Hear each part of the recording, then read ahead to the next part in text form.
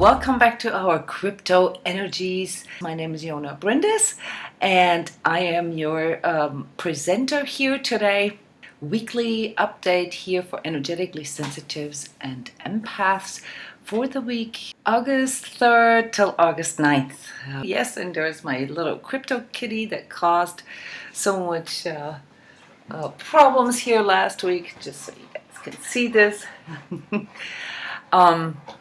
We are translating collective energies into the financial markets, into the cryptosphere. And while this seems like a woo-woo project, it's actually quite interesting how these energies play out. I've explained this a few times.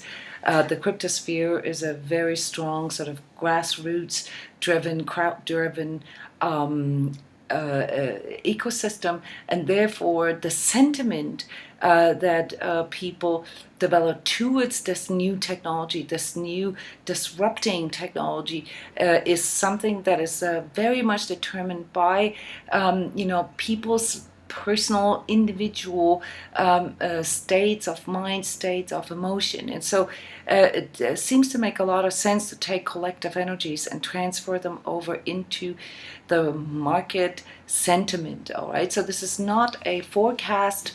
This is not a prediction. This is an observation, okay, protocoled here from the sessions of more than 100 people every week, recorded by myself and some of the other fantastic transCODES, energy workers here at transCODES.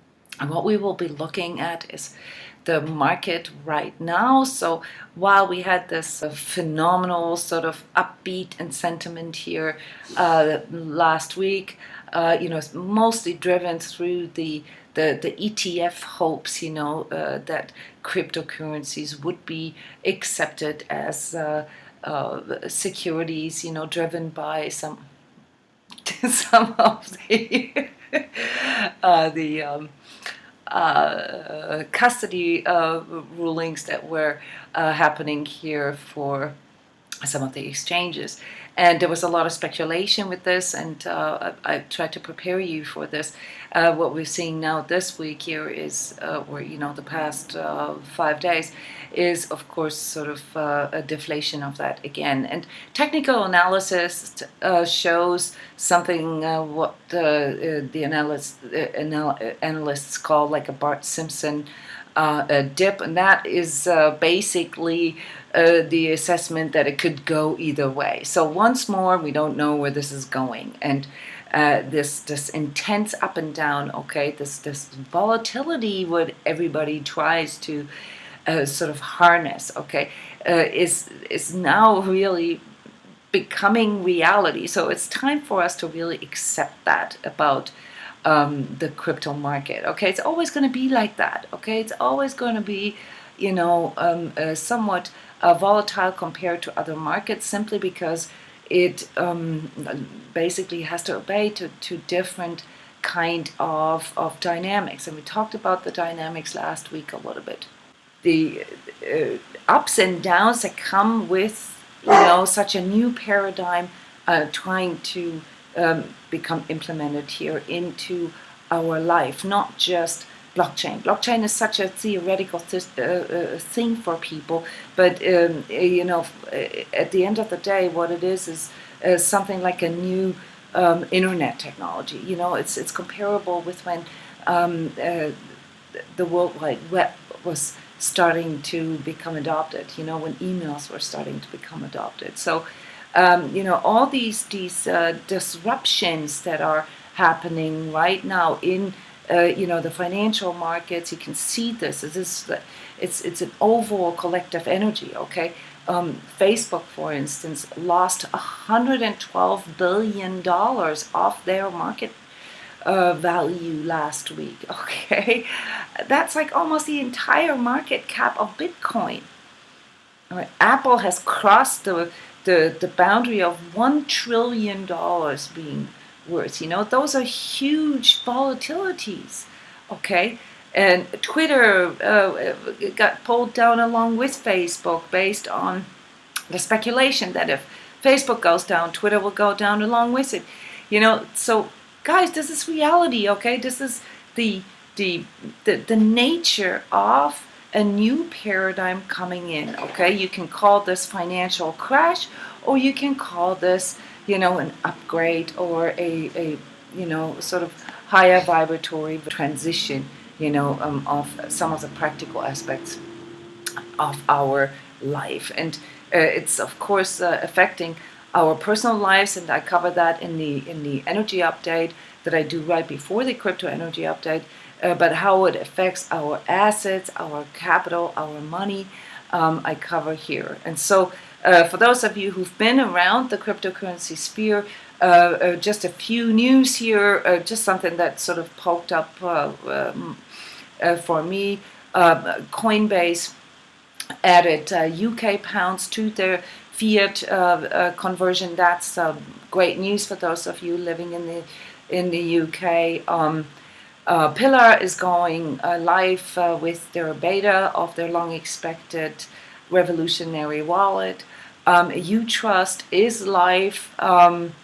Is a payment processing system that is trying to become the new PayPal of cryptocurrencies. India, the Indian government is promoting blockchain-based technologies. Guys, there's a lot going on. So just looking at the prices and being fixated on, the ups and downs, that's really sort of pulling you into the reactivity of that volatility. You have to accept that this is a new technology, and the reason why we're interested in it is because it's such an early stage that if we can make conscious decisions right now, and if we can sort of jump on the train here at a time where, people are still laughing about us, all right, that this can make a major, major difference for our personal life in the future. And I'm not recommending you guys to become a day trader and to get, pulled into this fear of missing out. No, I'm recommending you guys to go into these areas of thinking ahead. Okay, sure, we missed those times when Bitcoin was 10 cents, all right, and now it's 7,400. It was already up to 20, fell back down, below 6,000, but it's on its way up again. Okay, we missed those times, but what if Bitcoin actually advances, sort of as this sort of major intermediary, if you want, in for this new technology, okay, the thing that drives it, okay, and it really becomes like a security down the road, where you can literally park your money, where you can literally move it back and forth without having to be afraid that some national or global regulations or wars or whatever consume your money or get mismanaged. Okay, then you are much more sort of likely to see this as something that is up and coming. Okay. When it comes to the energies, the current energies right now, we're looking at primary energy centers that are being triggered as the second, the fourth, and the sixth chakra. So everything that I just tried to lay out here is more or less the translation of that. The memes associated with the second, fourth, and sixth chakra are don't fall for FOMO, the fear of missing out. Do your own research, DYOR, and really be patient here as far as seeing this as a future opportunity. Okay, these things are still cooking. This baby is still being, composed. It's still gestating. Okay, so let's move on then to the next section here of the crypto spiritual update, namely the crypto integrity ratings. And this is something that is highly experimental. It's something that we came up here as a means for us to measure the integrity rate of a token or a project or a company. And this is a whole different view on things, okay? So naturally, neither me nor any of the other transCODES that do the calibrations here are financial advisors. So please note this, that this is not investment advice or financial advice. This is supposed to give you a different perspective on some of these projects, some of these new technologies, these new companies that are developing out there. And the calibration that we do is based on the map of consciousness from Dr. Hawkins. It's a kinesiological testing combined with energy code work, remote viewing, and some of our testers are also very psychic. So we're combining all of this and coming up with a way here to create sort of a numerical way of rating and comparing those tokens. And we have been doing quite substantial testings here since the last 9 months. So we will soon be able to offer comparative testings, but I want to show you, what we're looking for. So when we calibrate these companies or these projects or these tokens, we're looking for the level of 200 here as our threshold for being trustworthy, for being based on truth, and for representing these new paradigm aspects that the cryptosphere represents for us, okay? And over these 9 months, we found out that the majority of tokens calibrate somewhere between, like say, 175 and 210. Very rarely do we have tokens that calibrate higher than that. We have very rarely, at least until now, tested tokens that are complete scams. And this depends on what you guys recommend to us. So we pick these tokens based on your suggestions, and I want to make a big shout out here for you to let me know what kind of tokens you want us to test.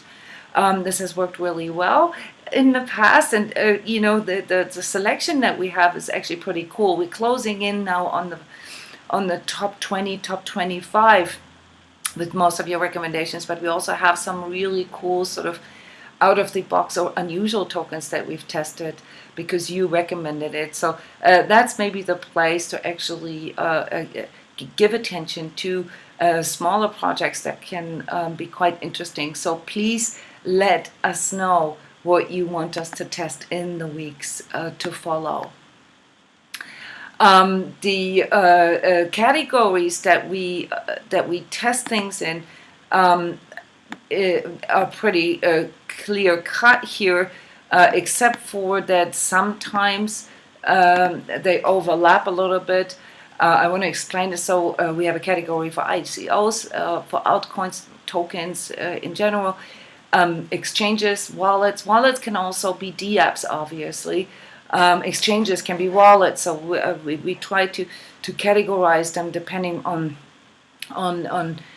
what we're looking at when we test them. A wallet can also be or also have a utility token tied to it, and so we sometimes test companies such as we've done this with Ethos, for instance. We test them as a token, and then we test them as a wallet. Okay, and we're looking at different aspects of Ethos in those calibrations. Then mining pools, mining clouds, or investment clouds pools. We've only tested one so far. I'd be curious to get a few more suggestions from you guys there, because I don't have the time to do research what the most popular ones are. And then we test influencers, and first we of course we paid attention to the most famous say developers or tech gurus in the cryptosphere, but we've also now started to extend this group to journalists, like sort of celebrities in the cryptosphere, that that are proponents or that are very visible in the cryptosphere. And I'd love to do an integrity rating on some YouTubers too in the future. So please let me know here what you want us to test. The last category is DApps. So like I said before, sometimes DApps can also be part of our token test or our wallet test. We have such a token, such a DApp here today, where we could have tested it as a wallet, or we could have tested it as an exchange, or we could have tested it, in other categories. So we chose to test it in the wallet category. I will reveal this to you here pretty soon. So the first we've tested or we've calibrated is Bitcoin Cash. That's something I wanted to test just to close in on this top 20 list here, and also to compare it with Bitcoin itself. So Bitcoin Cash has actually not really surprised me when we did the testing. There's aspects to Bitcoin Cash that have always kind of bothered me a little bit, and but let's go through those results first. So the token itself calibrates at 183. That is, just okay. All right. The people behind this, the driving people behind this, which is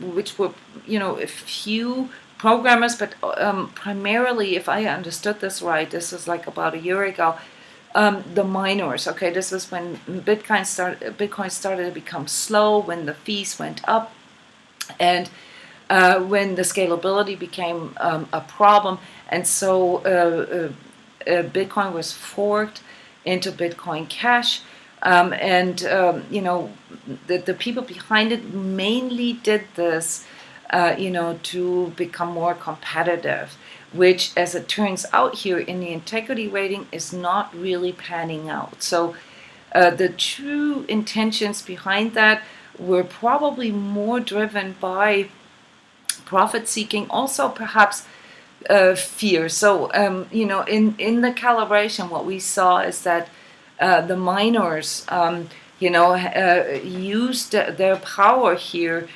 to manipulate some of the market movements of Bitcoin Cash. So while I'm not surprised, I'm a bit disappointed about that too.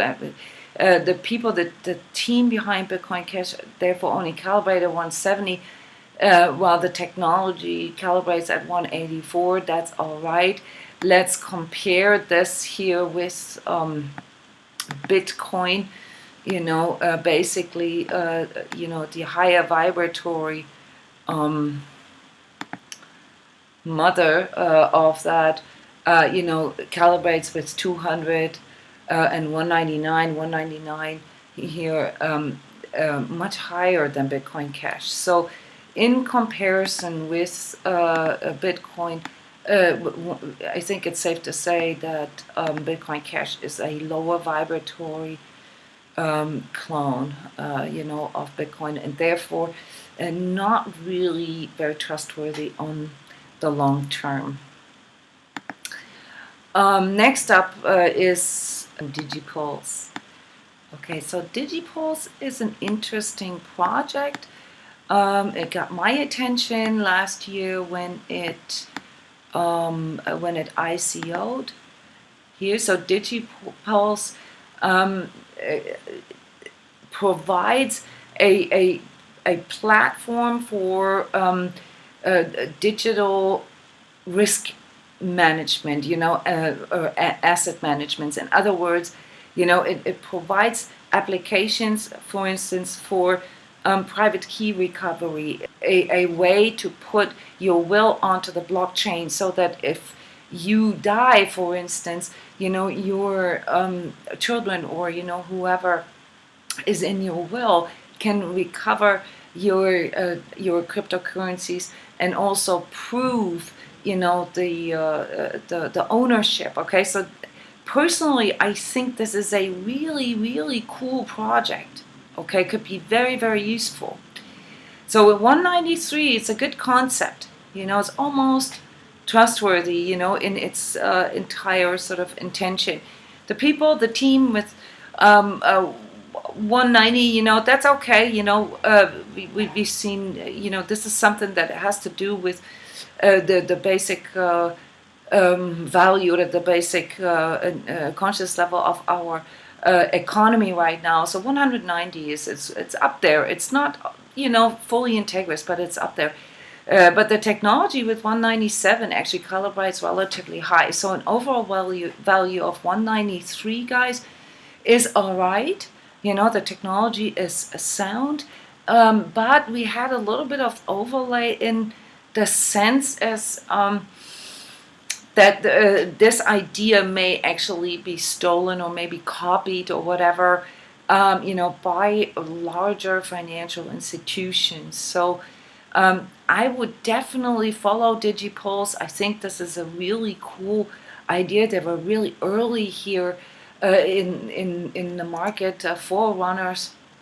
And unfortunately, this is something that I have personally experienced many times, that the one that comes first, the one that has the better technology, is not always the one that makes the race in the end.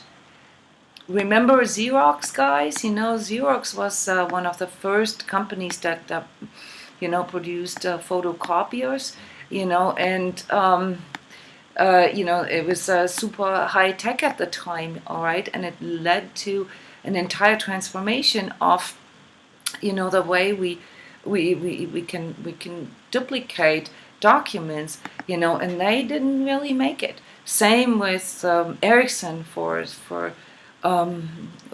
mobile phones. What else do we have here? Good examples, for where, the original inventor and the innovator actually didn't make it in the end. Okay, they were still present, but they didn't become the number one. Next up, Stellar Lumens. Okay, so Stellar Lumens is a very cool project. It's been around. It's a very sound project. It's a platform for connecting banks, borderless, connecting payment processing beyond sort of the traditional institutions, across borders, in the sense that it can actually take care of the unbanked. It is one of those really sort of original disruptor applications of the blockchain, and has of course had a lot of really good reviews. Has probably also was also one of those forerunners that changed the way we looked at the banking system. So Stellar Lumens is up there, guys, and it's from an integrity standpoint, in a really high calibrating project here. With the token itself calibrates at 202. The people behind it with 197, that's really high up there, guys, and the technology with 192, and a total calibration of 197 here, comes out to making it a real integrous project and team, a trustworthy token. It looks very, very promising. It's a very visionary team. That was the additional information that we received here in the testing. And it looks like there is a lot more to come. So there's overlay in the technology. I don't know, how long it will take, for a system like that to fully integrate worldwide. It's kind of like Western Union, but for cryptocurrencies. So I don't know, how easy or how hard that is for Stellar to really implement this. But from an integrity point of view, I would definitely trust them. Okay, next up is the PowerLedger, one of those disruptive innovators, such as Stellar Lumens, really big since last year. One of the first sort of ICOs back last year that showed us, what the power of blockchain really is, and how this can really influence, some of the traditional industries. Okay, so PowerLedger is a platform for distribution of or peer-to-peer distribution of renewable energies. It's an Australian company, and they're working well. They're live. So basically, it allows people who have renewable energy projects to feed into their system, and the blockchain-based technology allows you, to buy it from them, to distribute it. Okay, it's a supply chain, if you will, and therefore very visionary. There are some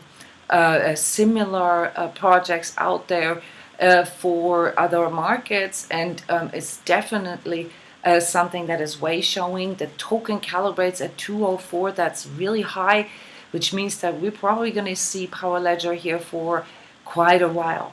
So it's a really trustworthy token and investment. The people, the team with 197, also really high. Integris team. They are, however, struggling a little bit with the pacing. What I mentioned here at the beginning of the crypto energy report. It's taken a long time, and they're struggling with it breaking through. So, from an energy point of view here, there's absolutely no reason to doubt that they're gonna make it. Okay, so hang in there, guys. Your technology with 196 is also, up in the higher range. So a total integrity rating of 199, guys. That's an Integris project. We're gonna see PowerLedger here for quite some time, and there'll be forerunners for distribution technologies. Last of the token ratings that we did today, or for today, is let me pull up the slide for you. Is Basic Attention Token. Basic Attention Token is a project that provides a platform for digital advertising, that uses the token for payment, for transparency, but also for rating. So it's a classical example for a utility token, and it can allow this advertising market that has been a little bit wild westish here in these last years, as we could see with Facebook. Okay, so the misuse of our data could only happen because there is no transparency there. Okay, and so when these things come forward, then it will have an impact on this market. So I'm pretty sure that marketing and digital advertising will move into the direction of blockchain. We've already looked at other projects here within the crypto spiritual testing. So Basic Attention Token here, has had a lot of good press, but the testing itself, is kind of just okay. All right. So it's 192. It's an okay investment, but not sort of way showing or visionary or something that we will see, in 20 years. Okay, it has the sluggish energy, like old paradigm energy. I call this old paradigm-ish. Okay, so it's very sound. It has some good people there, but it's also very much aligned to how the traditional advertising industry works. And so with 188, it's somewhat okay, but it's not really oriented at what's best for the people, okay, or the greater good. The technology with 191 of the project is okay, so it comes out to a total of 190. It's just okay, all right. However, I want to say though that this may not be aware to you, but the basic attention token, the whole project is much bigger than what the eye can see. So there's a little bit of I don't know, can we trust them? It's kind of like with Google, and also with YouTube itself. There's an undertone here because they're oriented on the old paradigm, which means that we cannot fully trust them when it comes to really sort of being standing for what it is that they're promising here. So next up is interesting, a smaller project, or at least less known, and that is HODLIT. And HODLIT is something that we could have tested. The HODLIT network. We could have tested that as a DApp, as a wallet, as an exchange, as many different things, because again, it's a platform. Okay, it's a platform for true decentralized applications. Okay, so we talked about dApps here in the past weeks quite a bit, and if you look at sort of what they are trying to provide here, then it does make a lot of sense. All right, so they're trying to create a programming environment and a running platform, for companies to offer their decentralized blockchain-based applications. So it's a good idea. Okay, it's a good idea, and with 198, it confirms it. Okay, so the here in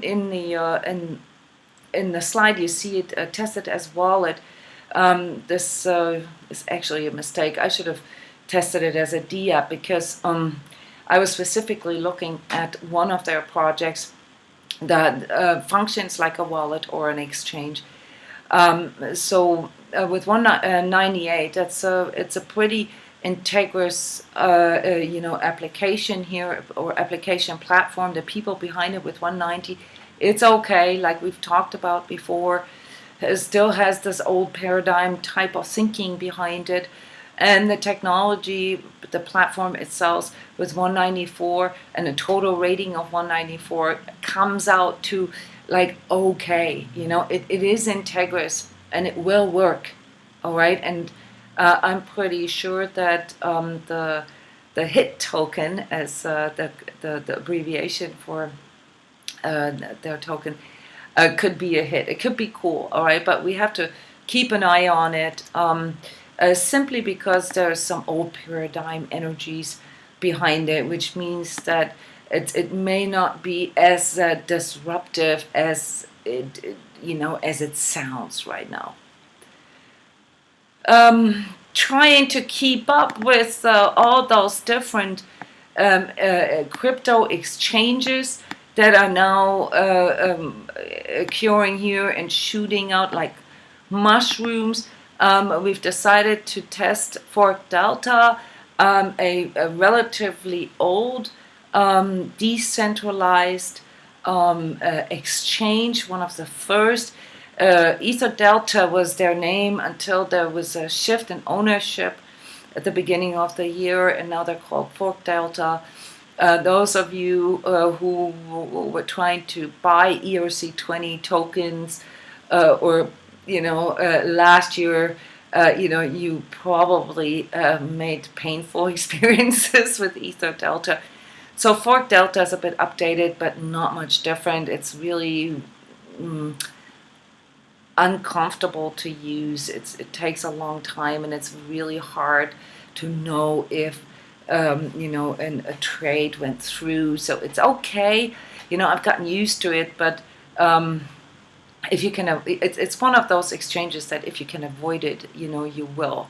And that's also explains why people get so enthusiastic about certain coins being listed on Binance, because Binance has such an easy way of allowing us to buy tokens, that it's almost like a guarantee, that people will go to Binance, and buy the token there because they couldn't really figure out how ForkDelta works. So unfortunately, the technology here is a little bit of a downer. It's an okay exchange, so based on their safety rating, it's all right. It's really not very user oriented, and the ownership here, the people, the organization itself, is based on profit making. So that as well here, just so you understand, this is not a judgment. That's sort of this old paradigm energy.